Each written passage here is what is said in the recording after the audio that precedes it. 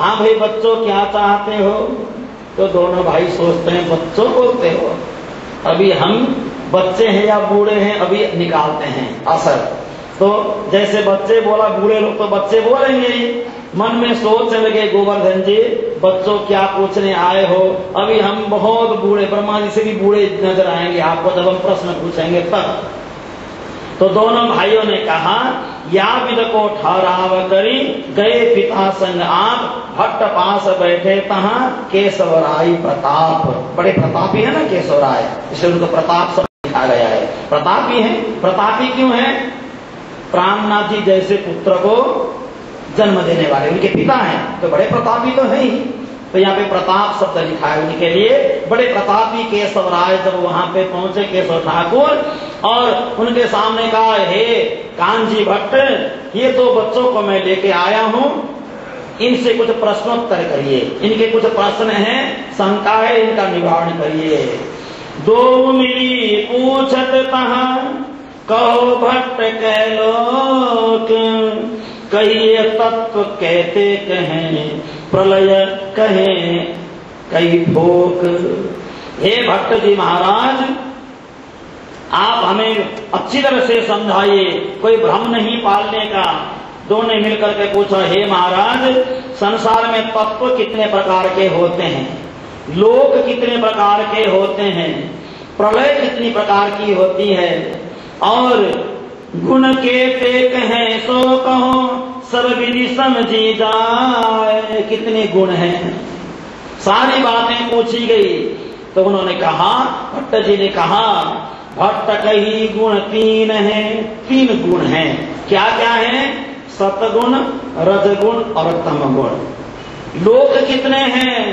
14 लोक हैं। 7 नीचे हैं, 7 ऊपर हैं, समझा दिया। और 15वां लोक नहीं है, बिल्कुल नहीं है। गुण 3 हैं। और तत्व कितने हैं? पंच तत्व ते नहीं छठो, प्रलय 4 नहीं, और 5 तत्व हैं, आकाश, वायु, अग्नि, जल, पृथ्वी।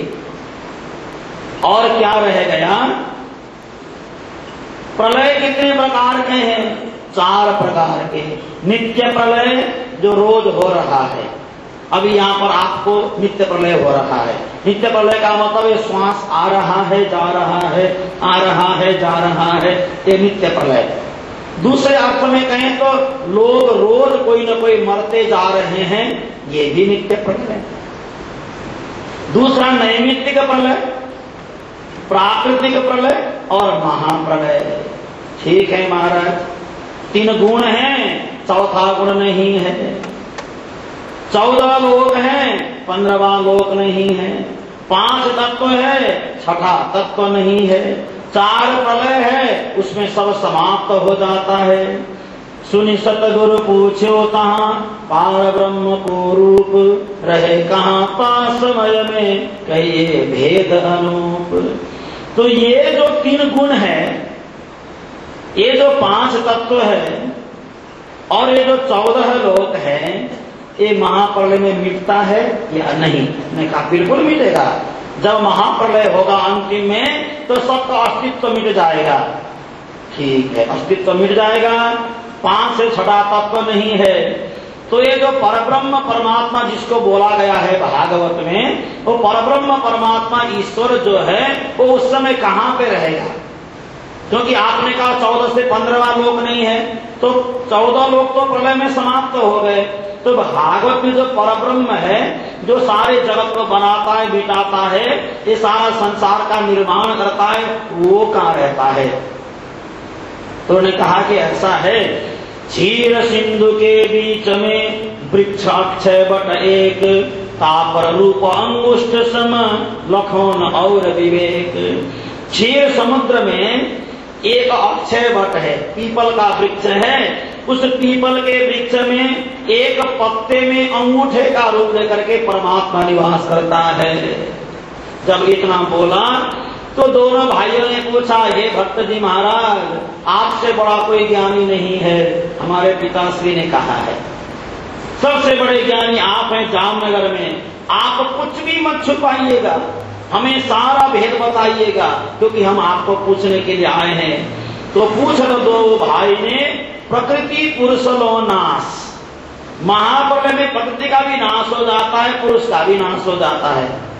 तो चौथो छठो न 15 बसे कहा यह बास। तो आपने जैसे कहा छठा तत्व नहीं है, 15वां लोक नहीं है। अब जो पीपल का जो वृक्ष है वो किस तत्व का बना हुआ है? क्योंकि जड़ पदार्थ में 5 तत्व ही सम्मिलित होते हैं, या तो आकाश होगा, या तो हवा है, बिना हवा के वृक्ष हो नहीं सकता। जड़ पदार्थ में भी हवा की आवश्यकता है, 5 तत्व के बगैर तो वृक्ष भी नहीं बन सकता। वृक्ष है, और इस वृक्ष में बैठने वाला जो परमात्मा पत्ते में बैठा अंगुष्ठ मात्र बन करके, वो परमात्मा किस तत्व का बना है? अगर वो परमात्मा अपने लोक को छोड़ करके यहाँ पे आ गया तो क्यों यहाँ पे आया? लोक क्यों छोड़ा? एक बात और है, प्रलय में सब नाश हो जाता है 4 प्रलय में, तो ये जो अंगुष्ठ मात्र बन करके जो परमात्मा पीपल के वृक्ष में पत्ते में अंगुष्ठ बन करके रहता है, वो वहां कैसे रहेगा? आपने भागवत के माध्यम से कहा कि महाप्रलय में सब नाश हो जाता है, तो ये अक्षय वट कहां से जिंदा रहेगा?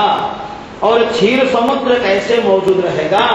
जैसे इतनी बात सुनी तो उसी समय उन्होंने कहा, केशो ठाकुर सो कहा बोले भट्ट निदान, आचार्य जग में मिले खुले न प्रश्न प्रमाण। बड़े बड़े आचार्य हो गए हैं, किसी ने इस रहस्य को नहीं खोला है।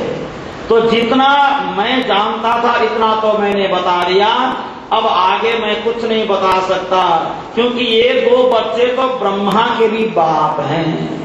बोलो श्री प्राणनाथ प्यारे की।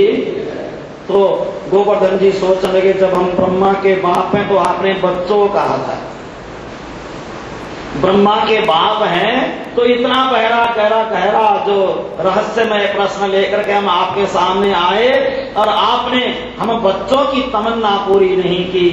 तो उस समय पिताजी ने श्याम जी के मंदिर में कहा, हे दोनों बच्चों, कही पिता ने तब तहा तुम सुत चतुर सुजान, देही आत्म साखी दो सोई करो प्रमाण। जैसा आवे वैसा करो, जहां जाना है जाओ, जो सुनना है सुनो, जिसके पास बैठना है बैठो।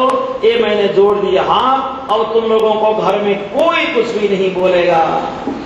पिताजी से जब आजादी मिल गई तो रोकने वाला घर में कौन है?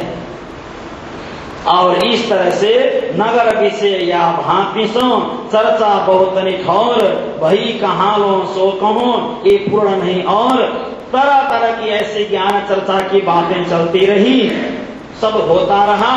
तो कितनी बातें मैं सुनाऊं। 1687 जब 17 भरपूर, 12 वर्ष अधिकतः रयो मिलाप हजूर। विक्रम संवत 1687 में जब सदगुरु देवचंद्र जी से मिले, तब से लेकर के लगातार संवत 1700 पूरा हो गया और 12 ऊपर हो गया, तब तक गुरु शिष्य का मिलन वहां पे बना रहा, दोनों साथ रहे। कितनी उम्र रही? 24 वर्ष मास 10 भय 5 दिन और बप मिलाप तोलो रयो ही एक ठौर। इस समय मेहरा ठाकुर की आयु 24 वर्ष 10 माह 5 दिन की हो गई है।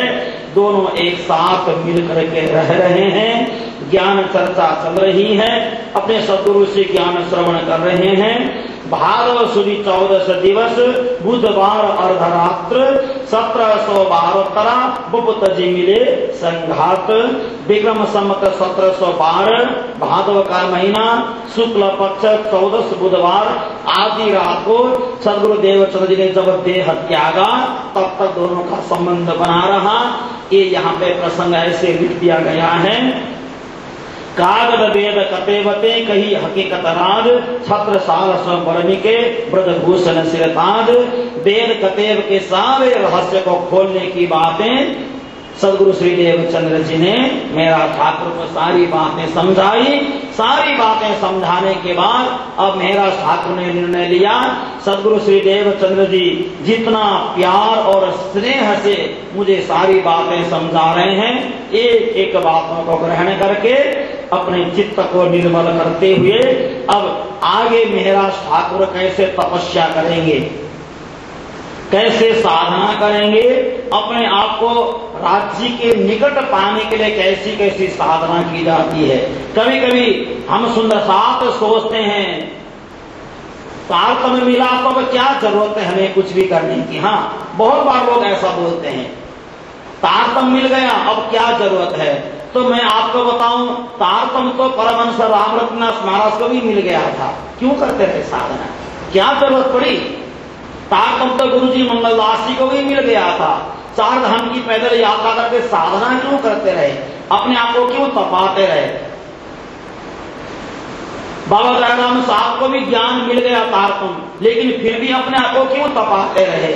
सुंदर साहब जी, जब तक हम स्वयं को नहीं तपाएंगे तारतम्य हमारे अंदर असर नहीं करेगा, ये बात ध्यान देना। श्री जी वाणी में कहते हैं ना, वाणी में श्री जी कहते हैं केसरी दूध ना रहे रजमात्र, उत्तम कणक बिना जेम पात्र।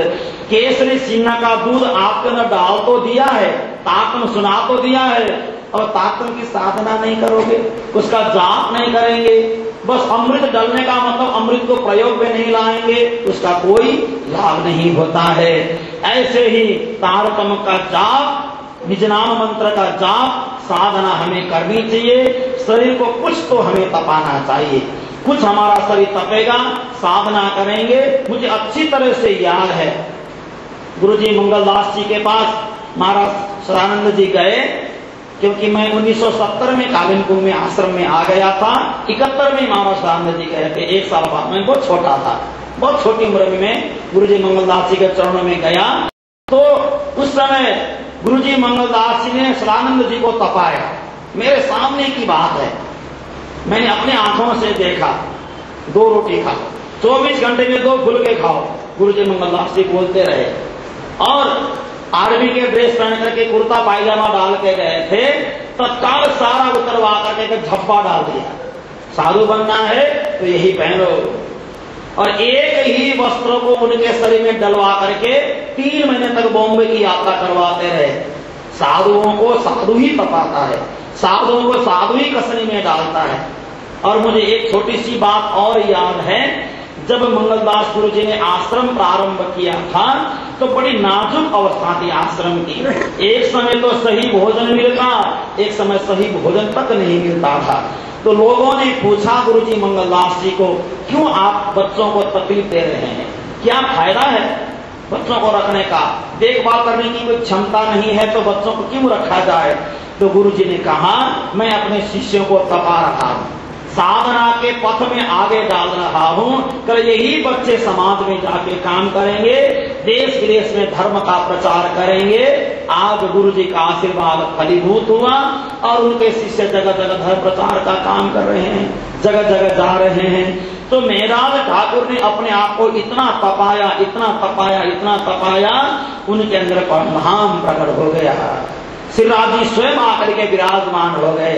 इसलिए अपने आप को तपाना भी बहुत जरूरी होता है, साधना के पथ में डालना भी बहुत जरूरी होता है। जितनी साधना में आगे बढ़ेंगे उतने हम राज्य के करीब होते जाएंगे। प्रश्न को मैं यहीं पर विराम ले रहा हूँ। कल मेहराज ठाकुर ने कैसी कैसी साधना की, ये सारी बातें कल आप सभी के बीच रखी जाएगी। आइए चौपाई दोहराएं, सभी के प्रश्न को यहीं पर विराम दें। मैं आप लोग बिल्कुल मुझे देखिए, घड़ी मत देखिए। आज कल से मैंने नियम बना लिया है, कल से विपत पूर्णाहुति के दिन तक मैं 8:30 से 5 मिनट पहले आप लोगों को छोड़ दूंगा। आप 4 और घड़ी मत देखिए, मात्र राज्य को देखिए या मुझे देखते रहिए। वितक सुनाने वाले को बिल्कुल निश्चिंत होकर के बैठ जाइए, एकदम भूल जाइए कि 1 मिनट भी आगे नहीं होगा, ये आपको मैं बता रहा हूं। तो आइए आप चौपाई दोहराएं। बोलो श्री प्राणनाथ प्यारे की, श्री सदगुरु महाराज की। कागज वेद कतेवते, कही हकीकत श्रीराज, कही हकीकत श्रीराज। छत्रसाल सो बरन के, छत्रसाल सो बरन के। ब्रज भूषण सिरताज, ब्रज भूषण सिरताज, ब्रज भूषण सिरताज, ब्रज भूषण सिरताज। बोलो श्री प्राणनाथ प्यारे की बोलो जय, श्री सद्गुरु महाराज राज की समस्त सुंदर साज साज की।